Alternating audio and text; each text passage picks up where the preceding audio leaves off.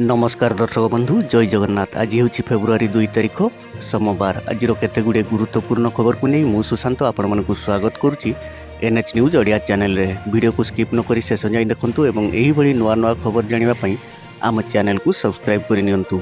तबे डेरी न करी चलंतु खबर आरंभ करिबा।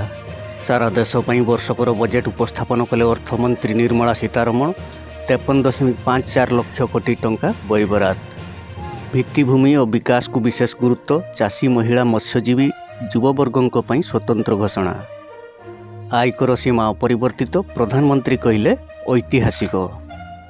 डबल इंजिन सरकार रे ओडिशा को केन्द्र बड़ भेटी। निर्माण हेब ओडिशा विरल मृत्तिका कॉरिडोर। 5 जातीय जलपथ घोषणा। कैंचक सुरक्षा पई ओडिशा रे हेब स्वतंत्र कॉरिडोर। 7टी जटिल रोगर औषध दाम कमिला। कमिब चमड़ा जोतार दाम। सस्ता हेब ईवी बैटेरी सोलार एवं खेल सामग्री। हेले महंगा हेला मद और सिगारेट।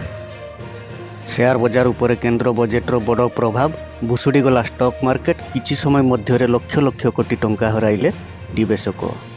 नैराश्यजनक बजेट कही समालोचना कले विरोधी। सुवर्णपुर को बड़ भेटी देले मुख्यमंत्री। सुभद्रा शक्ति मेला जोग दे घोषणा कले 633 कोटी टंकार नुआ प्रकल्प। 776 कोटी टंका प्रकल्पर कले भित्तिप्रस्तर स्थापन एवं उद्घाटन। प्राक शिक्षा व्यवस्थार विकल चित्र। बाउंश चाल तले चली पाठपढ़ा।